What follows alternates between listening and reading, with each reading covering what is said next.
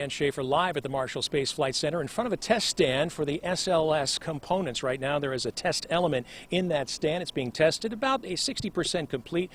But one of those elements, that tank, makes up the core of the SLS, and it'll be sending the first woman and next man to the moon in 2024. Now, it was right here today that NASA Administrator Jim Bridenstine announced that Huntsville's Marshall Space Flight Center will take the lead role in landing that first woman and next man on the moon, managing the lunar landing program. It was a controversial decision and did not go unnoticed by lawmakers in Texas, home of the Johnson Space Flight Center in Houston, who urged Bridenstine to reconsider, put them in charge of the landing program. After all, they handle astronaut training. They handled the Apollo landing back in the 60s and 70s.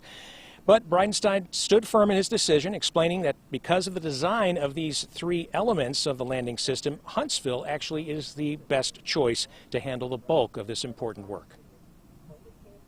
A transfer module to get from the gateway down to low lunar orbit, a lander to go down to the surface of the moon, and then an ascent module to get back, no kidding, to the gateway.